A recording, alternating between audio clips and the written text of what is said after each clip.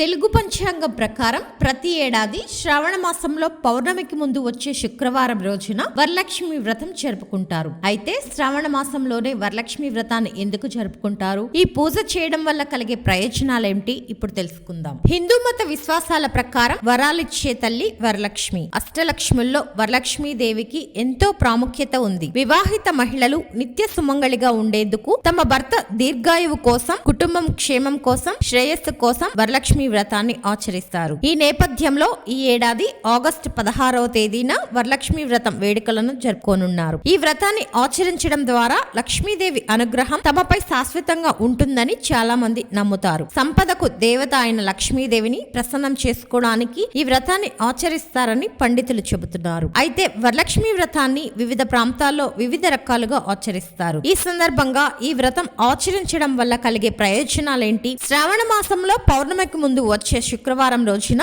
తెలుగు రాష్ట్రాలతో పాటు ఇతర ప్రాంతాల్లోనూ వరలక్ష్మి వ్రతాన్ని జరుపుకుంటారు. ఈ వ్రతాన్ని ఎక్కువగా వివాహిత మహిళలు మాత్రమే ఆచరిస్తారు. కొత్త జంటలు సంతానం కోసం, తమ కుటుంబం జీవిత భాగస్వామి సంతోషం కోసం, ఆదాయం ఐశ్వర్యం పెరగాలని ఈ వ్రతాన్ని ఆచరిస్తారు. వరలక్ష్మీ దేవిని పూజిస్తే అష్టలక్ష్ములను పూజించినట్లేనని నమ్ముతారు. వరలక్ష్మి వ్రతాన్ని ఆచరించేవారు శ్రావణ శుక్రవారం రోజున ఉదయాన్నే నిద్రలేచి తలస్నానం చేసి ఇంటిని శుభ్రం చేసుకోవాలి. ఆ తర్వాత పూజా గదిలో బియ్యపు పిండితో ముగ్గు వేసి కలశం ఏర్పాటు చేసుకోవాలి. లక్ష్మీదేవి ఫోటో లేదా విగ్రహాన్ని సిద్ధం చేసుకుని పూజా సామాగ్రి, తోరణాలు, అక్షింతలు, పసుపు, గణపతిని సిద్ధం చేసుకుని ఉంచాలి. అనంతరం వరలక్ష్మి వ్రతం కథను చదవాలి. వరలక్ష్మి వ్రతాన్ని దక్షిణ భారతదేశంలో ఘనంగా జరుపుకుంటారు. అయితే ఉత్తర భారతదేశంలో ఈ వ్రతానికి పెద్దగా ఆదరణ లేదు. లక్ష్మీదేవిని ప్రసన్నం చేసుకునేందుకు, తన ఆశీస్సులు పొందేందుకు వరలక్ష్మి వ్రతం అత్యంత పవిత్రమైన రోజులలో ఒకటి. ఈ వ్రతాన్ని చేసిన వారికి అమ్మవారి అనుగ్రహం తప్పక లభిస్తుందని చాలా మంది నమ్మకం. వరలక్ష్మి వ్రతాన్ని ఆచరించడం వల్ల సంతానం లేని వివాహితులకు సంతాన భాగ్యం కలుగుతుందని, ఖచ్చితంగా ధనలాభం కలుగుతుందని, దీంతో డబ్బుకు లోటు లేకుండా